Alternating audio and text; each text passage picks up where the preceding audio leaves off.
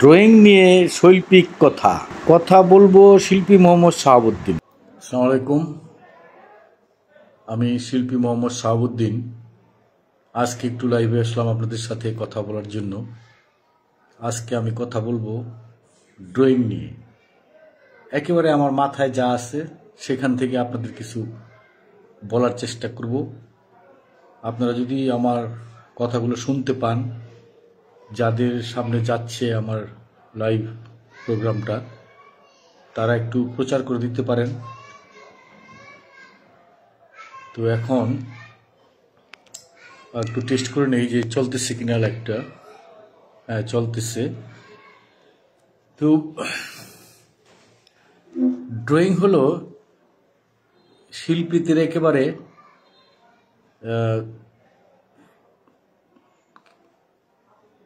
প্রাথমিক একটা জিনিস, আবার ইম্পর্টেন্ট একটা জিনিস। এই ড্রয়িং ছাড়া কেউ শিল্পী হইতে পারে না। প্রথমেই আপনার শুরুতেই ড্রয়িং লাগবে। তো ড্রয়িংটা আসলে সংজ্ঞায়িত করতে গেলে বলতে হয় যে এই পৃথিবীতে যত কিছু আছে সেগুলো একটা কাগজ বা ক্যানভাসে আপনার যে কোনো মাধ্যমে, পেন্সিল হইতে পারে, কয়লা হতে পারে, রং হইতে পারে, ওয়াটার কালার হইতে পারে, অয়েল কালার হইতে পারে, অ্যাক্রিলিক হতে পারে, অ্যাক্রামিন হতে পারে, যত রকমের রং আছে। রং না থাকলে কয়লা, কাঠ কয়লা। তো এই তো আপনার এই ম্যাটেরিয়ালসগুলো দিয়ে আপনি একটা যা দেখলেন আপনি চোখের সামনে, হতে পারে একটা আপেল, একটা পেঁয়াজ, একটা রসুন, একটা বোতল, যাই হোক আপনার সামনে। ধরেন স্থাপত্য কলার দিকে যদি তাকাই, সেই আপনার নলখাগড়ার ঘর থেকে শুরু করে বর্তমান যে আধুনিক অনেক কিছু, সেগুলো ড্রয়িং করে নিতে হয়। আবার যদি আপনি ছবি আঁকেন, সেগুলো দেখে সেখানে ড্রয়িংয়ের প্রয়োজন আছে। আমরা যে লিখি, বর্তমানে বই ছাপা হয়, যাই ছাপা হোক, যেগুলা পুস্তক আকৃতিতে বা বই আকৃতিতে প্রকাশ হচ্ছে, সেগুলোও ক্যালিগ্রাফি। আপনার এই যে আমাদের বিদ্যাসাগর যে তৈরি করছে বাংলা আলফাবেট, আপনার বর্ণমালা, সেটাও ড্রয়িং। ড্রয়িং ছাড়া পৃথিবীতে কিছুই নাই। এক কথায় মাটির উপরে দৃশ্যায়িত আপনার হরিজন্টাল লাইন থেকে যে লাইনগুলো উপরের দিকে উঠে আসছে, যত কিছু যা দেখতে পাই ভার্টিক্যাল, সবই ড্রয়িং, এবং ড্রয়িং থেকেই হয়েছে। এখন কেউ যদি ধরেন যে মেটেরিয়ালসগুলোর কথা বললাম, সেগুলো হাতে না নিয়ে মাথায় চিন্তা করে করে চারকোনা করে একটা ঘর তৈরি করলো, সেটার উপরের চালগুলো আবার চারকোনা, কেউ আবার টাইনা ঘুরাইয়া দিত একটু, আমাদের যে পূর্বেকার যে ঘরগুলা দোচালা ঘর, তো সেগুলোও একটু টাইনা একদিকে বাঁকা করে দিত, দুই দিকে একটু বাঁকা হইতো, কিন্তু ওইখানে ত্রিভুজের আপনার বৃত্ত থেকে ওই জিনিসটা চিন্তা করা। তো যা কিছু আছে সবই ড্রয়িং, এবং ড্রয়িং করেই যে রকমের শিল্পী হোক, যে লোকটা আপনার আমরা সোয়াল বলতাম গ্রামে, যে আপনার এই বাঁশ বেতের কাজ করত, গড় উঠাইতো, সনের গড়গুলো উঠাইতো। তো সেই নলখাগড়ার আমল থেকে শুরু করেই যা হয়েছে মাটির উপরে, ওই শিল্পীরা একজন সোয়ালো মাথায়, বা একজন কাঠমিস্ত্রি যে ঘর তোলে, চারচোলা ঘর, সেও মাথায় ড্রয়িংটাই চিন্তা করে নেয়। এবং ওই যে চারটা দড়ি বানাইয়া আপনার সুতা বাইদা, আগে তো সুতা ছিল না, পাটের দড়ি দিয়েই বাইদা চারকোনা ঠিক করে নেয়, চৌহতি দেওয়া বলে, বুঝছেন? তো ওই যে দেওয়া, ওইটা চারকোনা একদম মাইপা, তারা এদিকে দিকে চারটা খুঁটা দিয়ে গাইরা নেওয়ার পরে ওইখানে আবার কোনা মাইপা একদম ঠিক করে নেয়, যেটা ওই যে মিস্ত্রিরা বলে বাটাম, এই বাটাম মাডাম এরকম একটা কিছু নাম। ওইটা দিয়া আবার ওই যেটা আমরা বলি ত্রিভুজ, আমরা ওই যে সেট স্কোয়ার, ওইটা ওদের সেট স্কোয়ার আছে, এই লোহার স্টিলের সাথে কাঠের বা স্টিলের লাগানো থাকে, বানানো, ওইটা দিয়ে আবার মাইপা দেখে নেয়। এটা যা কিছু তৈরি করে, চেয়ার টেবিল যা কিছু তৈরি করে সব কিছু ওরা ওইটা দিয়ে দেখে নেয়। তো সেইটা একটা ড্রয়িং, ওইটা ওই যে চতুর্ভুজ ড্রয়িং, চারকোনা। তো এইভাবে ড্রয়িং প্রাথমিকভাবে যদি আমরা এখন একাডেমিতে আসি, তো সেটা হলো সবই এখন এই একাডেমিতে আসতেই হয়। এখন সবই আপনার একেবারে কুমারের কাছ থেকে ধরে সব কিছুই আমি অস্ট্রেলিয়ায় দেখাইছি, ওইখানে ডিপার্টমেন্ট, উড ডিপার্টমেন্ট, যেখানে সব চেয়ার টেবিলের কাজ হচ্ছে, বিভিন্ন রকমের আধুনিক সব কিছু। এই যে আমার চশমাটা দেখেন, এটাও মেটাল, আপনার সিলভার অ্যান্ড গোল্ড ডিপার্টমেন্টের কাজ। তো এরকম অনেক ডিপার্টমেন্ট ওইখানে আছে, সবই ঢুকে গেছে। পৃথিবীতে যত কাজ আছে সবই এখন ইউনিভার্সিটিতে ঢুকে গেছে। ধরেন বিভিন্ন লেভেল আছে, college, school level, college level, university level. এখন একেবারে নিচের ক্লাস থেকে ধরে ডক্টরেট, পোস্ট ডক্টরেট, এগুলো নিয়ে হচ্ছে। তো এই সমস্ত যত কিছু, এই যে পোস্ট ডক্টরেট সব কিছুতে ড্রয়িংয়ের কথাবার্তা আসবে, ড্রয়িং ছাড়া কোনো কিছুই নেই। এবং এখন একাডেমিতে আসলে, যদি প্রাথমিক পর্যায়ে একাডেমিতে আসে, আমরা সাধারণত এই যারা চারুকলায় পড়ি তারা ওই যে প্রাক বিএফএ একটা ক্লাস আছে, ইন্টারমিডিয়েটের সমমান, ওইখান থেকে আমরা ধরেন একাডেমিকটা একেবারে ভালোভাবে কাউন্ট করি। তার আগেও আছে, স্কুল লেভেলেও আছে চারুকলা। তো এখন এই যে ধরেন ড্রয়িংটা শুরু করবেন, একটা বাচ্চা হাতে পেন্সিল নিল, আমরা সাধারণত পেন্সিল দিয়ে ড্রয়িংটা আগে করাই। পেন্সিলটা হাতে নিল, পেন্সিলটা নিয়ে একটা কাগজ নিল, সে সাথে একটা ইরেজার থাকে যেটা দিয়ে ওই যে একটু ভুল হইলে মুছে। তো আমরা দেখছি যে আমাদের যারা আমরা যখন কোচিং করছি তখন দেখা গেল যে আমাদের বড় ভাইরা বলছে যে ই করো না, ইরেজারটা যত কম ব্যবহার করা যায় ওইরই না, ভুল হোক ওইটা ছেড়ে দাও, আরেকটা কাগজ নাও, ওইটাতে আবার করো। ভুলগুলো আমরা বলে দিলাম, তারপরে তোমরা আবার আরেকটা কাগজে ঠিক করো, ইরেজার দরকার নেই এরকম। তো ওইটা না হলেও চলে, একটা পেন্সিল কাগজ হলেই চলে প্রাথমিক পর্যায়ে। তো পেন্সিলটা আসলে নেয় ওই যে ওই আপনার কার্বনটা মুছা যায়, ওইটা কিন্তু এক ধরনের খনিজ কার্বন পেন্সিল। আমরা ওই যে কাঠকয়লা দিয়ে ছবি আঁকি, একেবারে পুরা চুলা থেকে, গ্রাম চুলা থেকে আমি নিয়ে যেতাম চারুকলায়। তো সেইটা ধরেন কার্বন, এটাও কার্বন, এটা খনিজ কার্বন, যার জন্য মুছা যায়। কাঠকয়লা কিন্তু মুছা যায়, এক ধরনের তুলতুলে রাবারের মতো আছে ইরেজার, ওইটা সেটা দিয়ে মুছা যায়। তো এই যে শুরুটা করলো, শুরুটার দিকে বাচ্চাদের একেবারে স্কুল লেভেলে বাচ্চাদের এখন কিছুই বলা হয় না, ওদেরকে দিয়ে দেওয়া হয়, ওরা কাগজে যা ইচ্ছে তা আঁকতে থাকে। একেবারে ধরেন আমরা এইখানে ধরেন মাস্টার্স করি যখন বাংলাদেশে, তখন গিয়ে আমরা ওই যে আপনার অ্যাবস্ট্রাক্ট পেন্টিং, অ্যাবস্ট্রাক্ট ড্রয়িংগুলো করি।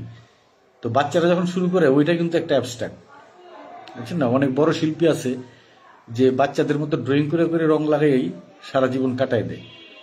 কারণ বাচ্চারা এত সহজ সরলভাবে আঁকে, গোল করে একটা মাথা দিল, একটু আপনার এই বৃত্ত আকৃতিতে দুটা চোখ দিয়ে দিল, একটু লম্বা করে আইকা, অর্ধবৃত্ত বা আপনার বৃত্তর থেকে 3 ভাগের 1 ভাগ নিয়ে 2 দিকে দিয়ে চোখ বানায় ফেলে, সহজভাবে নাক আইকা ফেলে, মুখটা এরকম টান দিয়ে ওরকমই দিল, হয়ে গেল।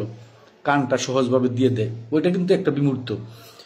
তো ওই বিমূর্ত আবার যখন শিল্পীরা বড় হয়ে যায়, ধরেন বিএফএ কোর্স করে এমএফএ করতেছে, তখন আবার গিয়ে ওই শিশুদের মতো আঁকতে গেলে কঠিন হয়।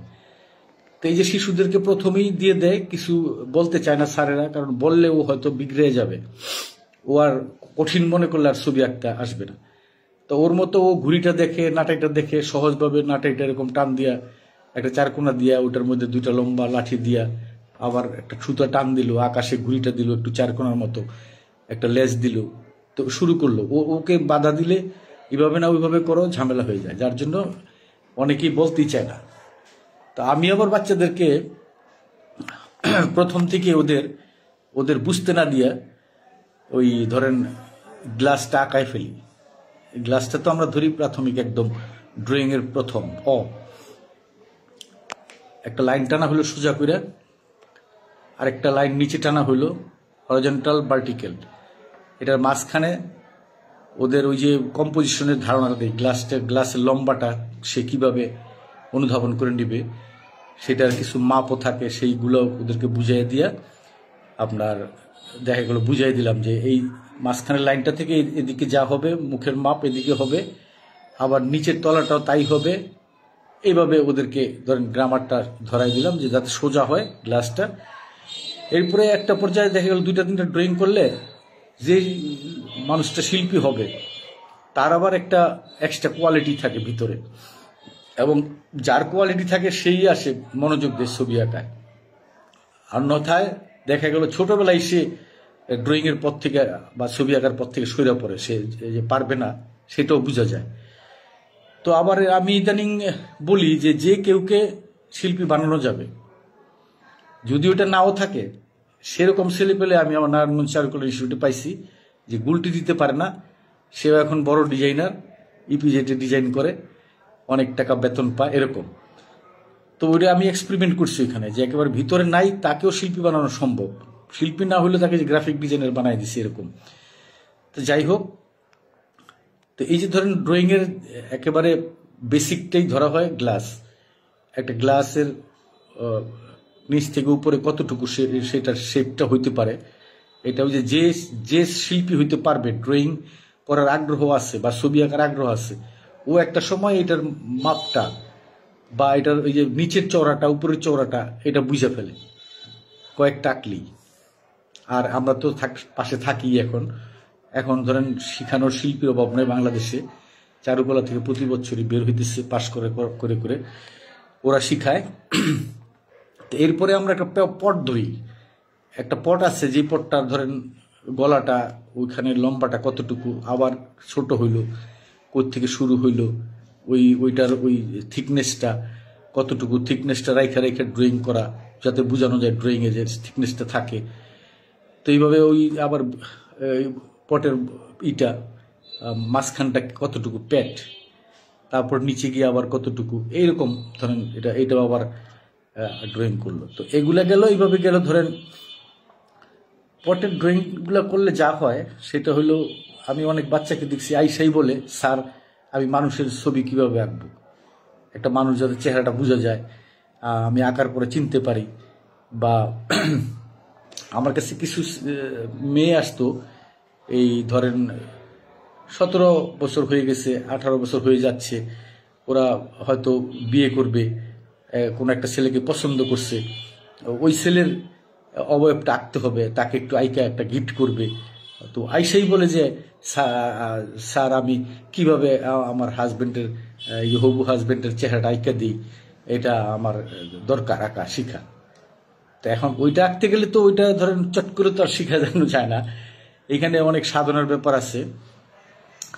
তো ধরেন ওই মেয়েকে আমি পটের ড্রয়িং দিলে সে একটু মন খারাপ করতো যে আমি আসলাম পোর্ট্রেট শিখতে, অবয়ব আঁকবো, আমার ভবু হাজবেন্ডের ছবিটা আঁকবো, আমার পট দেয় কেন? এখন ওই পটটা যদি ও পারে তাহলে ধরেন এই যে দেখেন, এই যে এইখানে গোল, এইখানে দেখেন এই যে পটের মতো শেপ, এই নাকের মধ্যে দেখেন এই যে বিভিন্ন রকমের শেপ। তো ওগুলো প্রাথমিক পর্যায়ে শিখাইতে গেলে ওর এই পট আঁকলেই ও এগুলা বুঝবে। ধরেন এইখান থেকে এখানে উঁচা হয়ে গেল, নাকটা উঁচা হয়ে আসলো। তো এই প্র্যাকটিসগুলো পটের মধ্যেই। এরপরে আসে স্টিল লাইফ। ধরেন একটা কমলা আঁকলো, একটা টমেটো আঁকলো, একটা বেগুন আঁকলো, বিভিন্ন রকমের ওইখানে ড্রয়িং সে শিখতেছে। স্টিল লাইফ করতে হবে, স্টিল লাইফ করার পরেই স্টিল লাইফের ড্রয়িং থেকেই আপনার এখানে সব আসবে। তো এইটা তাকে বোঝানো যায় না, সে ওই যে যদি আমি স্টিল লাইফ দিই সে খেপা যায়। আবার রঙের ব্যাপার আছে এখানে, এই যে ধরেন আমি একটু ডার্ক, আবার একটু ফর্সা মানুষ থাকে, শ্যামবর্ণ থাকে, এক এক মানুষের এক এক কালার। আমার একটা রং নিয়ে কথা আছে, আমি ওখানে উল্লেখ করছি যে পৃথিবীর এক মানুষের রং আরেক মানুষের সাথে মিশে না, সেখানে সৃষ্টিকর্তার ক্রিয়েশন আছে। তো এই যে রং একজনের সাথে আরেকজনের মিলে না, সেটা আবার তুলে ধরতে হবে। তাহলে সে যদি স্টিল লাইফ না করে, একটা মাটির পটের কি কালার হইতে পারে, একটা কাচের বোতলের কি কালার হইতে পারে, এই যে দেখেন কাচের মতো এখানে চকচক করতেছে, তারপরে যে কাচ আসেও আমার চোখে, সেটা আঁকতে গেলে কি হবে, তারপর মানুষের এই যে চামড়ার কালারটা কি হবে, তো এগুলা ধরেন আবার জানতে হয়। তো এখন সে যদি ওই যে ধরেন আমি পটের স্টিল লাইফের ড্রয়িং করতে দিছি, সে খেপা যায়। তো এইখানে লাইট শেড শিখার ব্যাপার আছে স্টিল লাইফ করতে গেলে, ওই পটের লাইট শেড থেকে এখানে লাইট শেড আসতেছে, তো এখন এইগুলো তো ড্রয়িংটা আগে শিখতে হবে। ড্রয়িংটা ধরেন এই যে লাইট শেড দিলাম, সেটা ঘষা ঘষা ড্রয়িং এর মধ্যে লাইট শেড দেওয়া যায়। অনেকের ছবি আছে দেখবেন যে আপনার, আমি আমাদের জামাল আহমদ স্যারকে স্মরণ করি, আমার গুরু।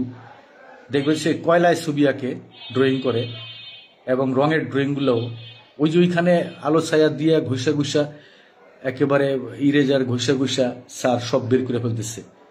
একেবারে ধরেন ওইখানে লাইট শিট সহ ড্রয়িং বেরিয়ে আসতেছে। তো এই যে ধরেন পদ্ধতি, ড্রয়িংটাই স্যারের ছবি হয়ে যায়। তো এই যে ধরেন পদ্ধতি, এইখানে এই ড্রয়িং থেকেই সব আসতেছে, এবং ওইখানে গিয়ে ওই যে লাইট শিট এক কালার, সেটার মধ্যেই আপনার রঙের এটা বোঝা যায়। তো এই যে ধরেন পদ্ধতি ড্রয়িং।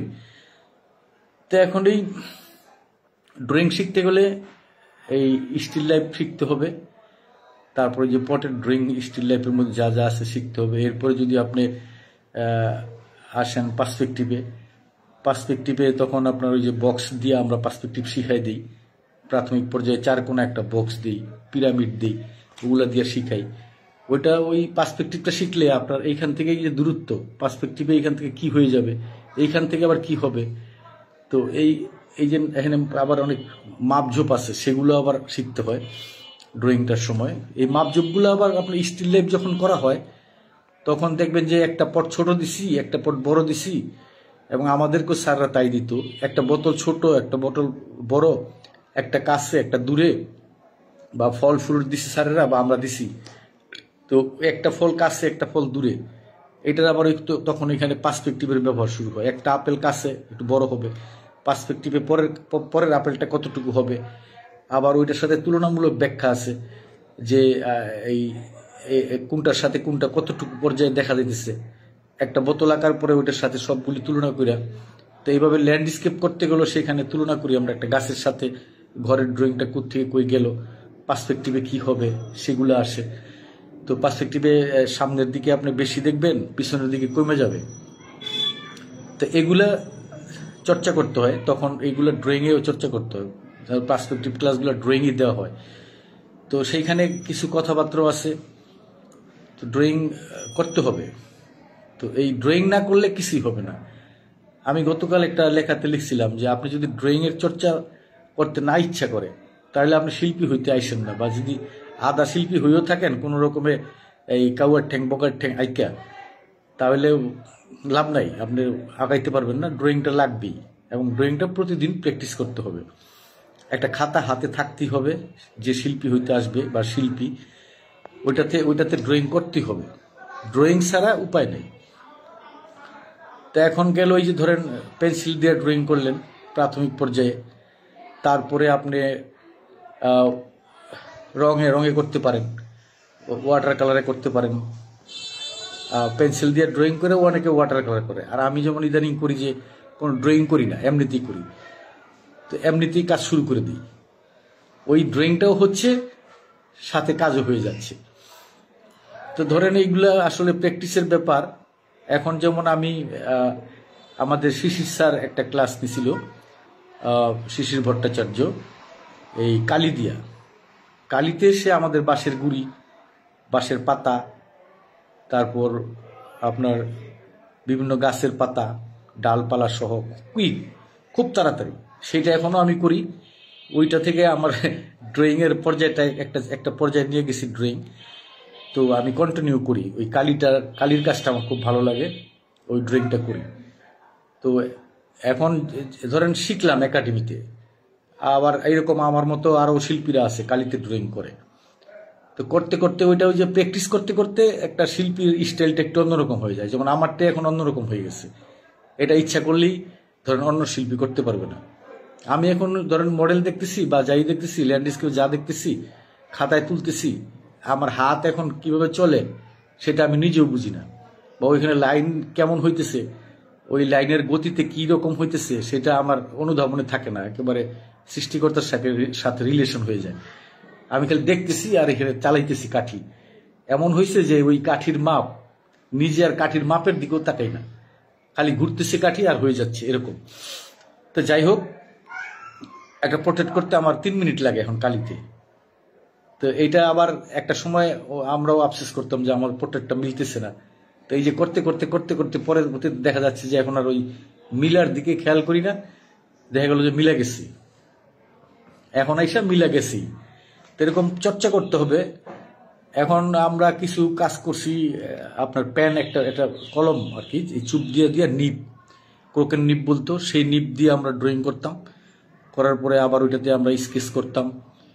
তো এই যে ক্রোকেন নিব দিয়েও করা যায়, শুধু কাঠি দিয়া আমি যেমনি করি এখন, কিছুই নাই, শুধু কাঠি দিয়া, বাঁশের কাঠি হইলে ভালো হয়, বাঁশের ওই যে বেড়া থেকে একটু ভাঙা নিলেই হয়।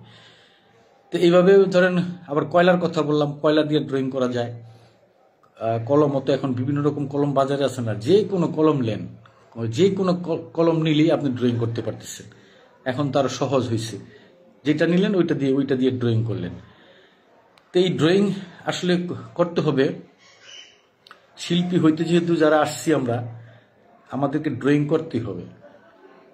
এখন ওই যে ধরেন বাচ্চাদের ড্রয়িং আমি যে বললাম বিমূর্ত হয়ে যায় এমনিতেই, প্রথম থেকে বিমূর্ত ওরা আঁকা শুরু করে, আবার গিয়া বয়স হইলে আমরা আঁকি।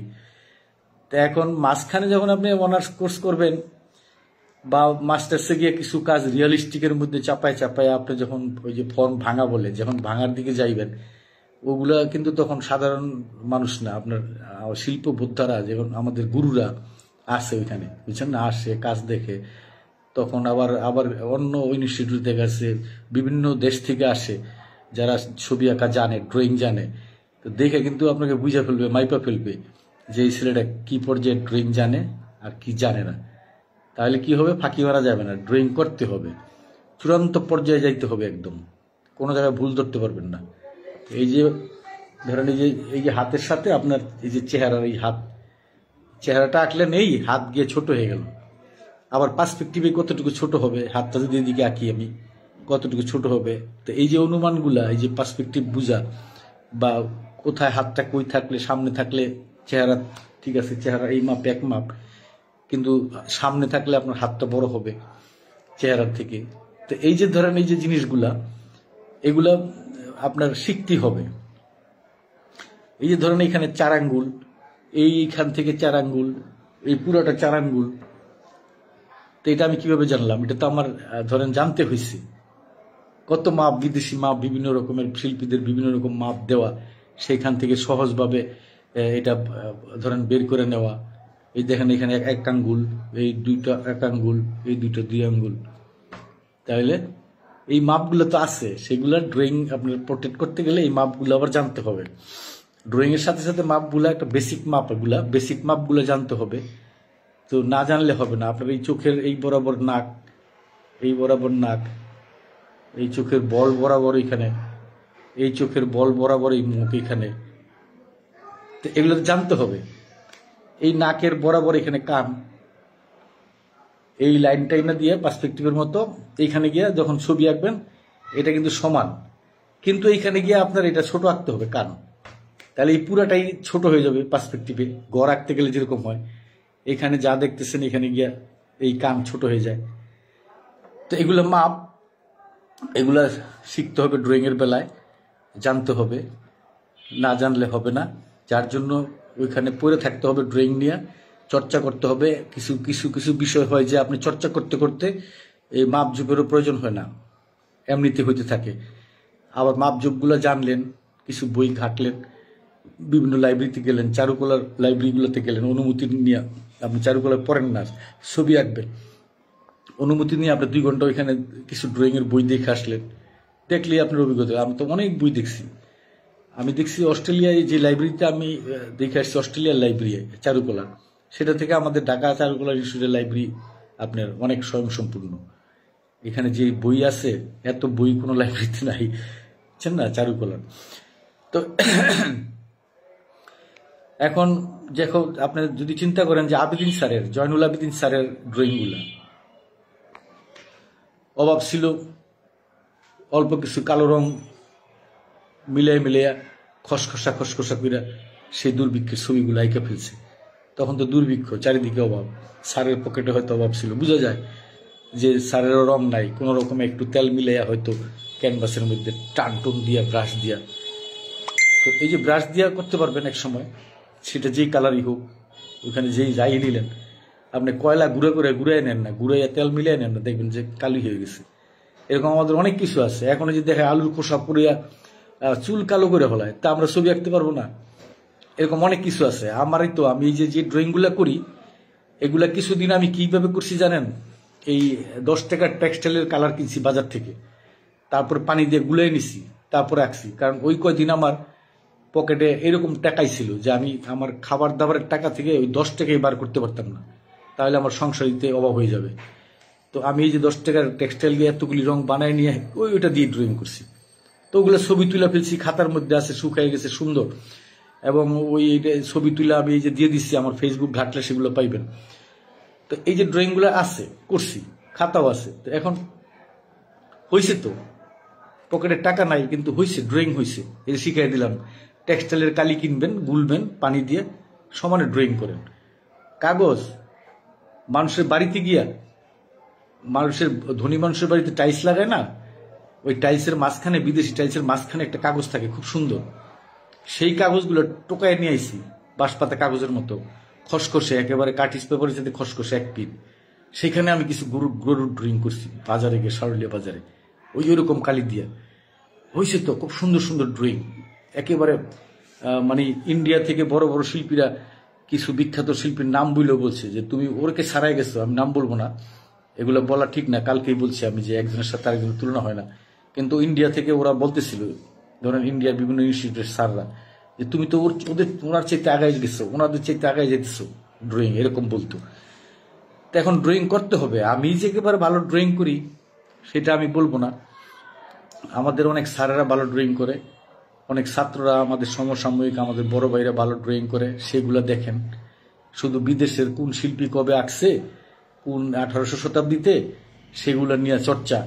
আর আমাদের কি হইলো এখানে, আমরা কোথায় আগায় গেলাম, আমাদের টিচাররা কতটুকু আগানো ছিল, বড় ভাইরা কতটুকু আগাইছিল, সেগুলো কোনো রেকর্ডপত্র হয় না, বইও লেখা হয় না, আর এগুলা ড্রয়িংও একসাথে গুছানো হয় না, সব বেনিশ হয়ে যাচ্ছে। আবার এদিকে হচ্ছে উন্নত, আবার সেই উন্নত রেকর্ড নেই, শেষ হয়ে যাচ্ছে। তো এগুলা কেউ না কেউ আপনারা হাত দেন এসব কাজে, যে এই ড্রয়িংগুলো সব একসাথে করি। আমাদের কারা সিনিয়র বাইয়া ছিল, আরো বড় স্যাররা ছিল, হ্যাঁ, সেইখানে যান, চলে যান, পিছনে চলে যান, যামিনী রায় পর্যন্ত চলে যান, ওগুলো নিয়ে আসেন, সাথে একসাথে গুছান। তো এই যে ধরেন ড্রয়িং দেখতে হবে, বড়দের কাজও দেখতে হবে এবং করতে হবে। তো নবী স্যারের একটা কথা উল্লেখ করি, আমাদের একটা ক্লাসে বলছিল স্যার যে একেবারে একটা লাইন দিয়ে ড্রয়িং করো না, এটা আমি পছন্দ করি না। রাফ রাফ রাফ রাফ করে নিয়ে আসো, আরো এলোমেলো লাইন থাক, কিছু থেকে যাক, কিছু ওইখান থেকে তুমি একটা পারফেক্ট লাইন বার করো। আবার আলো ছায়া দেখা কোথাও একটু জোরালো টান দাও, আবার যেখানে ছায়া সেখানে একটু ডার্ক দাও। তো এইভাবে করো, ওই রাফটাই দরকার আমার। তো এই যে স্যার বলে দিল, ধরাই দিল, এখনো মাথায় আছে। তা আপনারা যান, স্যার তো এখনো যায় ইনস্টিটিউটে, বাসায় যান, গিয়ে দেখান, ড্রয়িং দেখান। হ্যাঁ, আমাদের না দেখালেন, আমরা নারায়ণগঞ্জ চারুকলার টিচার ছিলাম 14 বছর, আমাদের কাছে না আসলেন, বড় স্যারদের কাছে যান, ওনারা তো আছে আমাদের গুরু। তো এখন ওই যে ধরেন ড্রয়িং এর কথা কেন বললাম, যে ওই যে রাফ হয়ে গেছে, ওইটা আরো মজা, ওইটাও ভুল না। তারপরে যে আমি প্রথম দিকে বললাম যে ড্রয়িংটা ভুল হয়ে গেছে, ছেড়ে দিলেন। এখন দেখা গেছে কি, কিছু কিছু শিল্প বোদ্ধারাই আপনার ওই ড্রয়িংগুলো, আমার যে খারাপ ড্রয়িংগুলো আমি মনে করি যে এটা খারাপ হয়েছে, এটা হয় নাই, দেখা গেল সেই ড্রয়িংটা পছন্দ করতেছে। যখন ধরেন এই যে ফেসবুকে যখন দিই, তো তখন দেখা গেল ওই ড্রয়িংগুলো তাদের পছন্দ হইতেছে। একটা অর্ধেক হয়েছে, আমি মনে করছি যে খারাপ হয়েছে, অর্ধেক গরুর ড্রয়িং, অর্ধেক মুরগির ড্রয়িং, হাসে, ছেড়ে দিছি। ওইটা দেখা গেল যে পরবর্তীতে আবার আমার চোখেও ভালো লাগতেছে এবং অনেকেই সেটা লাইক করতেছে। তো এটা আবার ছবি আঁকার এই যে ড্রয়িং বুঝাও যায় না যে কোন ড্রয়িংটা ভালো হয়েছে, অনেক সময় নিজেদের মাথায় ধরে না। ওই যে লেখালেখি করলে যেমন বানান দেখতে হয় আরেকজনকে দিয়া, প্রুফ রাইটারে দেখাইতে হয়, না হয়তো নিজের চোখে বানান ভুল পড়ে না। তো এগুলাই তো মূল কথা হলো, ড্রয়িং করে যেতে হবে। এবং মিডিয়া কোনো ব্যাপার না, যার কাছে যা আছে শিল্পীদের। আরেকটা এখানে কথা দাঁড়ায়, সেটা হলো শিল্পীদের একটা বিষয় আছে যে যেই দেশের যে শিল্পী, তার সামনে যে মেটেরিয়ালসগুলো পাওয়া যায় সেগুলো দিয়েই তারা কাজ করে। দেখবেন আফ্রিকান শিল্পীরা এই বড় বড় পাথর নিয়ে, ওদের বাড়ির পাশে পড়ে আছে পাথর, সেগুলো টাইনা নিয়ে এসে কাইটা ফেলতেছে। এখন আমার তো এখানে পাথর নাই, আমার এখানে মাটি ছিল, তাও এক কোপ দিলে ধরেন 500 টাকা লাগবে, ওই মাটি আর কাটা যায় না। তাহলে আমরা দূর থেকে মাটি নিয়ে আসি, সেই ওই যে পুবাইলে চলে যাই, এক ভাইয়ের কাছ থেকে মাটি আনি। তো এরকম, তো যেখানে যে মেটেরিয়ালস আছে, এখন কয়লাও পাওয়া যায় না আমাদের এখানে, গ্যাসের চুলার কারণে সব বন্ধ হয়ে গেছে। তাহলে বাজারে গেলে টেক্সটাইলের রং পাওয়া যায়। ওই যে বিয়ে বাড়িতে আগে রং ছিটাইতো না, 570 রং, ওগুলো এখনো বাজারে বিক্রি হয়। না পাইলে ওই লাল রং দিয়ে ড্রয়িং করে ফেলেন না, সমস্যা নাই তো। তো ওইরকম ওই বিয়ে বাড়ির জন্য, হোলি খেলার জন্য অনেক রং রাখে বাজারে, দেখবেন বাজারের ইয়েতে, এই দোকানগুলাতে, সেখানে আইকা গাম দেন, মিলান, ওই রংগুলা গুলেন পানি দিয়া, কাজ করেন। তো এই যে কথাটা আসছে, যে যেখানে যে মেটেরিয়ালস পাওয়া যেত, প্রথম মানুষ নল খাগড়া দিয়ে ঘর বানাইছে আপনার সেই ইরান ইরাকে, মিশরে, ওটা তো এমনি বানায় না, ওইখানে নল খাগড়া পাওয়া যাইতো, যার জন্য নল খাগড়া দিয়ে বানাইছে। এরপরে বানাইছে আপনার এই মাটি দিয়া, সেটাই রোদে পোড়া ইট বলতো, ওই যে আমাদের দেয়ালের ঘরগুলা যেগুলা, ওইটাই রোদে পোড়া, রোদে শুকাইছে মাটি, সেটাই। তাই যেই মেটেরিয়ালস পাওয়া যেত সেইটা দিয়েই মানুষ তো কাজ করতে হয়। তো করেন, ড্রয়িং না করলে হবে না। ধন্যবাদ সকলকে, আবার কথা বলবো কোন একটা বিষয় নিয়ে।